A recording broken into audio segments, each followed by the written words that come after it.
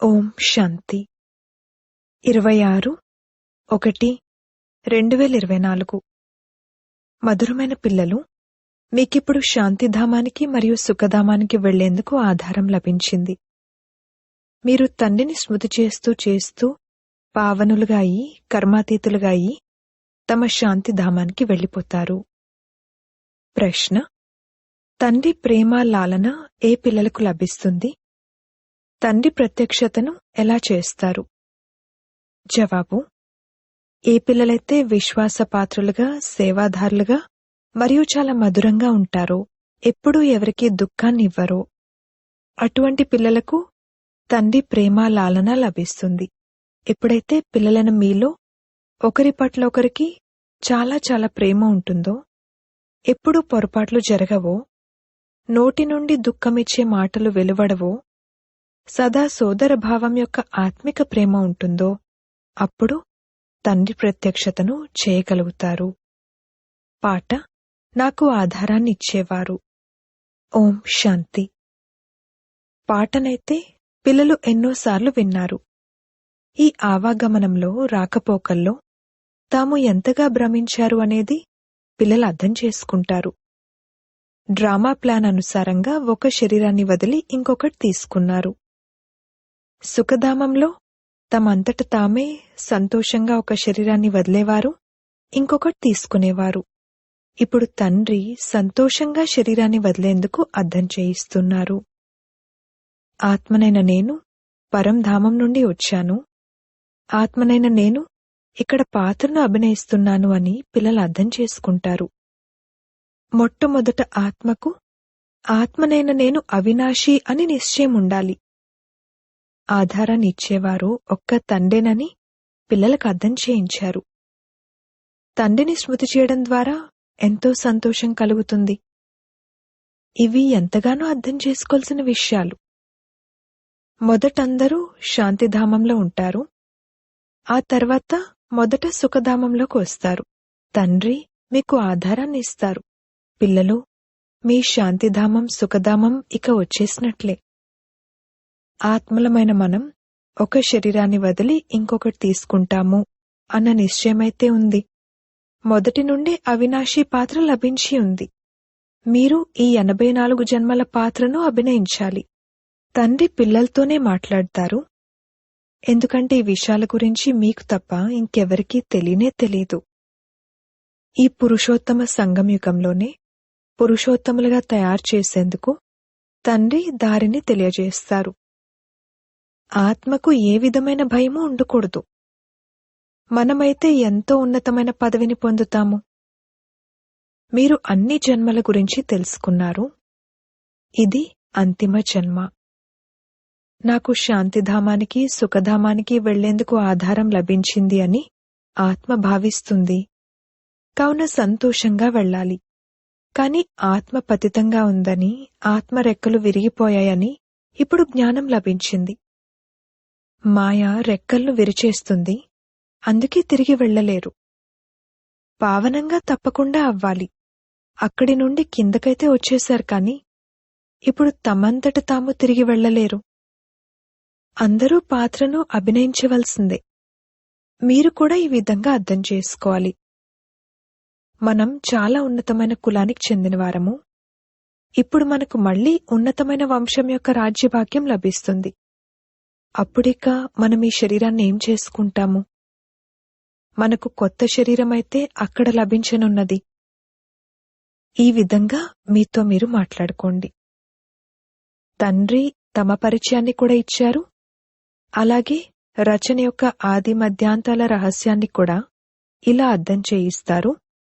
ఆత్మే సతో ప్రధానం, సతో రజో తమోలలోకి వస్తుంది. ఇప్పుడు మళ్లీ ఆత్మాభిమానిగా అవ్వాల్సుంటుంది. ఆత్మే పవిత్రంగా అవ్వాలి. తండ్రి అన్నారు, ఇప్పుడు కేవలం నన్నొక్కరినే స్మృతి చేయండి, ఇంకెవ్వరినీ స్మృతి చేయకండి. ధన సంపదలు, ఇల్లు, పిల్లలు మొదలైన వాటిలోకి బుద్ధి వెళ్ళినట్లయితే కర్మాతీత అవస్థను పొందలేరు. అప్పుడు పదవి తగ్గిపోతుంది, అంతేకాక శిక్షలను కూడా అనుభవించాల్సి ఉంటుంది. ఇప్పుడు ఆత్మైన మనం తిరిగి వెళ్లనున్నాము. పావనంగా అయి తిరిగి వెళ్ళాలి. తండ్రి పావనంగా తయారు చేయడానికి వచ్చారు కావున మనం సంతోషంగా తండ్రిని ఎందుకు స్మృతి చేయకూడదు? తద్వారా మన వికర్మలు వినాశనమవుతాయి. స్వయం స్మృతి చేస్తూ ఉన్నట్లయితే ఇతరులకు చెప్పేటప్పుడు వారికి కూడా బాణం తగులుతుంది. దీనినే విచారసాగర మంథనం అంటారు. ఉదయం వేళ విచారసాగర మంథనం బాగా జరుగుతుంది. ఎందుకంటే బుద్ధి బాగా ఉంటుంది, రిఫ్రెష్గా ఉంటుంది. భక్తి కూడా ఆ సమయంలో జరుగుతుంది. ప్రభాత వేళలో నా మనసా రాముణ్ణి స్మరించు అని పాట ఉంది.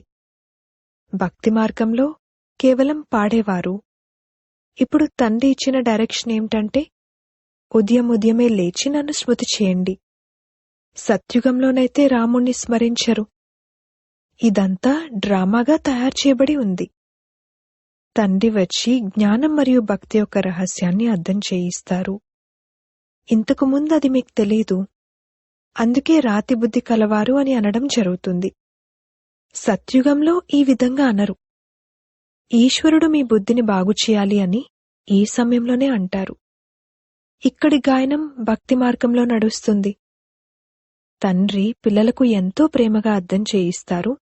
పిల్లలు, మీరు అనంతమైన తండ్రి అయిన నన్ను మర్చిపోయారు. మీకు అర్ధకల్పం కొరకు నేనే అనంతమైన వారసత్వాన్ని ఇచ్చాను. మీ చేత అనంతమైన సన్యాసాన్ని నేనే చేయించాను. ఈ పాత ప్రపంచమంతా సమాధిగా అవ్వనున్నదని నేనే చెప్పాను. మరి ఏదైతే అంతమవ్వనున్నదో మీరు దాన్ని స్మృతెందుకు చేస్తున్నారు? మీరు నన్ను పిలిచిందే, బాబా మమ్మల్ని పతిత ప్రపంచం నుండి విడిపించి పావన ప్రపంచంలోకి తీసుకువెళ్ళండి అని.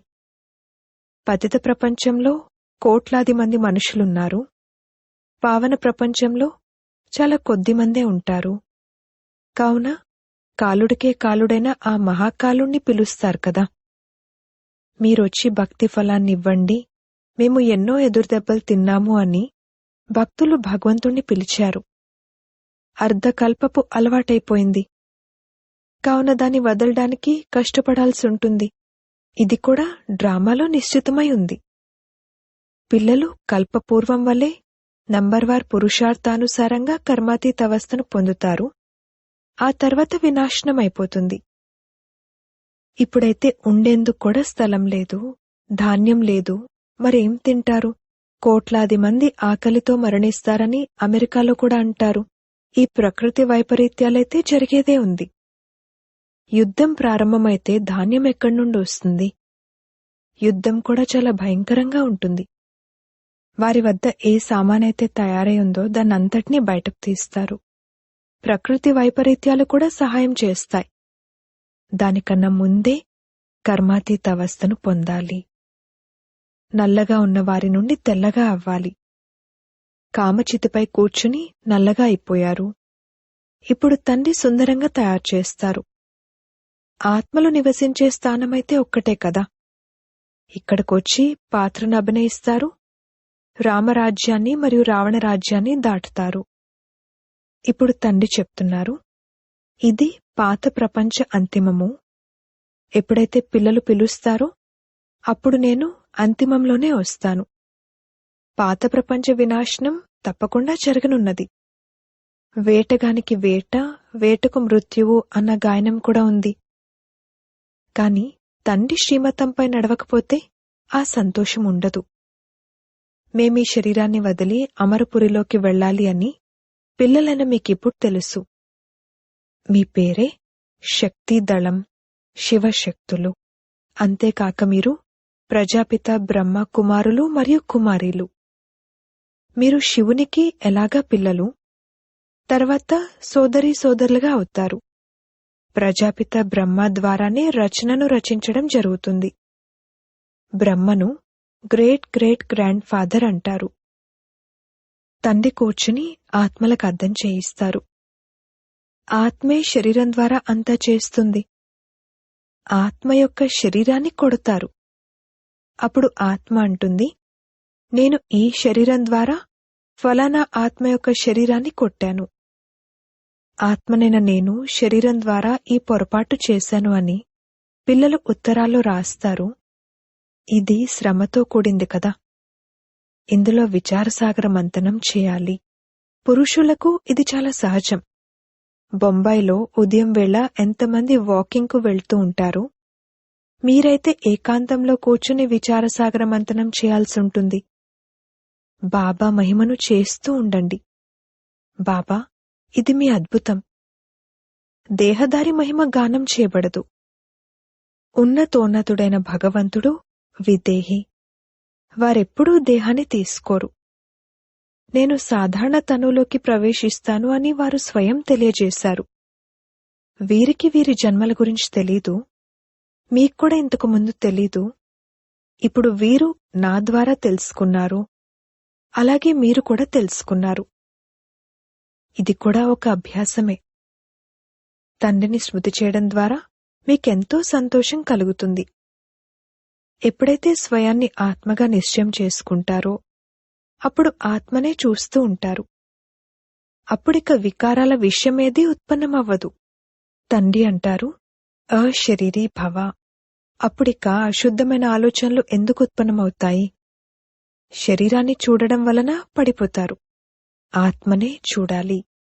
నేను ఆత్మను, నేనీ పాత్రను అభినయించాను. ఇప్పుడు తండ్రి చెప్తున్నారు, అశరీరీ భవ. నన్ను స్మృతి చేసినట్లయితే పాపాలంతమైపోతాయి. మరియు స్మృతియాత్రలో ఉన్నట్లయితే సంపాదన జమ అవుతుంది. ఉదయం వేళ చాలా మంచిది. కేవలం బాబాన్ తప్ప ఇంకెవర్నీ చూడకండి కూడా. ఇకపోతే ఈ లక్ష్మీనారాయణలు మీ లక్ష్యం, ఉద్దేశం. మన్మనా భవ, మధ్యాజీ భవ. వీటి అర్థం ఎవరికీ తెలీదు. భక్తి అనేది ప్రవృత్తి మార్గం వారి కొరకే అని మీరు అర్థం చేయించొచ్చు. ఆ నివృత్తి మార్గం వారు అడవిలో ఏం భక్తి చేస్తారు? ఇంతకు ముందైతే వారు కూడా సతోప్రధానంగా ఉండేవారు. ఆ సమయంలో వారికి అన్నీ అడవిలోకి చేర్చబడేవి. ఇప్పుడు చూడండి, ఆ కుటీరాలు ఖాళీగా పడున్నాయి. ఎందుకంటే తమో ప్రధానంగా అయిన కారణంగా వారి వద్దకు ఏమీ చేరుకోవడం లేదు. భక్తులలో ఆ శ్రద్ధ ఇప్పుడు లేదు. ఆ కారణంగానే ఇప్పుడు వ్యాపారాల్లో నిమగ్నమైపోయారు. కోటీశ్వర్లుగా పదంపతులుగా ఉన్నారు. ఇప్పుడదంతా అంతమవనున్నది. ఇక్కడి ఈ బంగారంతో ఇళ్ళు మొదలైనవి తయారవుతాయని కాదు. అక్కడంతా కొత్తగా ఉంటుంది. ధాన్యం కూడా కొత్తగా ఉంటుంది. కొత్త ప్రపంచంలో ఫస్ట్ క్లాస్ వస్తువులుంటాయి. ఇప్పుడైతే భూమి పాడైపోయింది. కావున ధాన్యం కూడా పూర్తిగా పండడం లేదు. అక్కడైతే మొత్తం భూమి కూడా మీదే, సాగరం కూడా మీదిగానే ఉంటుంది. అక్కడ ఎంత శుద్ధమైన భోజనాన్ని తింటారు. ఇక్కడ చూడండి, జంతువులను కూడా వండుకుని తినేస్తారు. అక్కడ అసలటువంటి విషయమే ఉండదు. కావున పిల్లలైన మీరు తండ్రికి ఎంతో కృతజ్ఞతలను తెలపాలి. మీకు తండ్రి గురించి తెలుసు. అలాగే నేను వృద్ధ తనువులో ఇతని వానప్రస్థావస్థలో ప్రవేశిస్తాను అని తండ్రి తెలియజేస్తున్నారని ఇతరులకు కూడా చెప్తారు.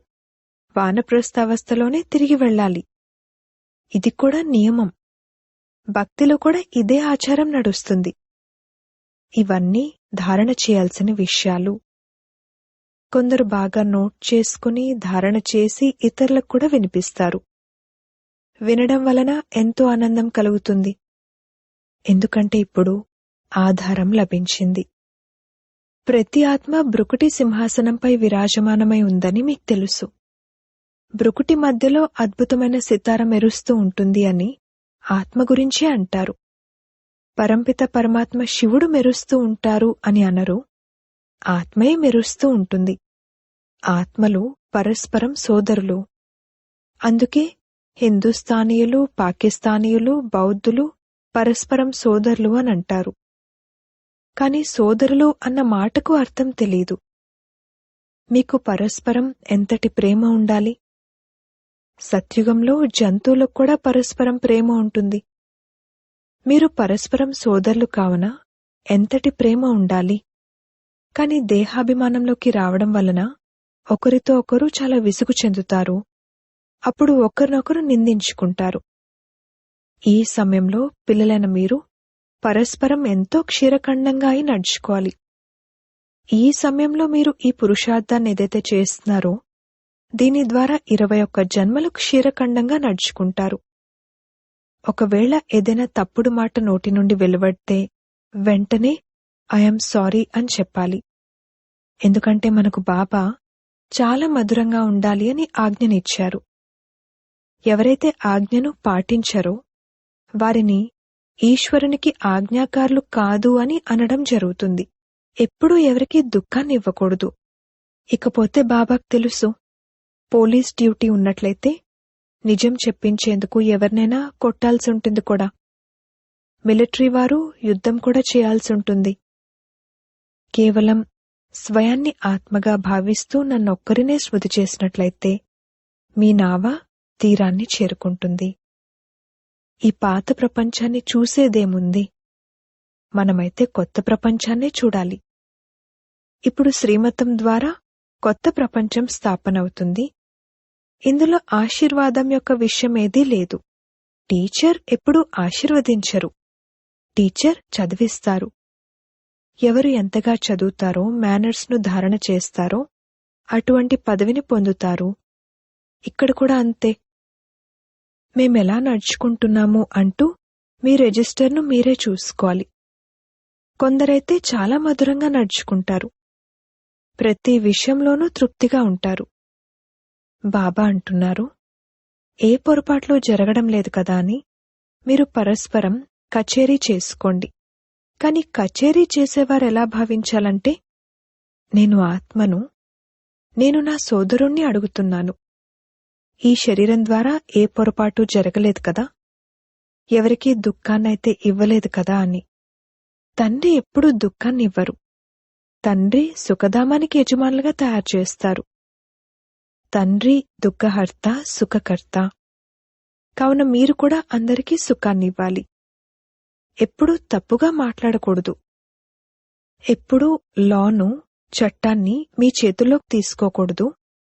మీ పని రిపోర్ట్ చేయడం. చాలా మధురంగా అవ్వాలి. ఎంత మధురంగా అవుతారో అంతగా తండ్రిని ప్రత్యక్షం చేస్తారు. బాబా ప్రేమసాగరుడు. మీరు కూడా ప్రేమగా అర్థం చేయిస్తే మీ విజయం జరుగుతుంది. తండ్రి అంటారు, నా ప్రియమైన పిల్లలు, ఎప్పుడూ ఎవరికీ దుఃఖాన్నివ్వకండి. ఏవో ఒక పొరపాట్లు చేసేవారెంతోమంది ఉన్నారు. చాడీలు చెప్పడం, పోటీ పడడం, అసూయ చెందడం ఇవి కూడా వికర్మలే. బాబా అంటున్నారు, మంచి విశ్వాసపాత్రులైన సర్వీసబుల్ పిల్లలెవరైతే ఉంటారో వారు నాకు తప్పకుండా మధురంగా అనిపిస్తారు. వారికి ప్రేమాలాలన కూడా ఇస్తాను, ఇతరులకి ఇవ్వను. అప్పుడు ఇతను గొప్ప వ్యక్తి కదా, అందుకే వీరి వద్ద అతనికి విశేష పాలన జరుగుతుంది అని అంటారు. ఈ విధంగా ఎంతో నష్టపరుచుకుంటారు. తప్పుడు పనులు చేసి ఇతరులపై దోషాన్ని మోపుతారు. ఫలానావారు బీడీని వదలడం లేదు అని సమాచారం వస్తుంది. బాబా అంటారు, అతనికి కూడా అర్థం చేయండి.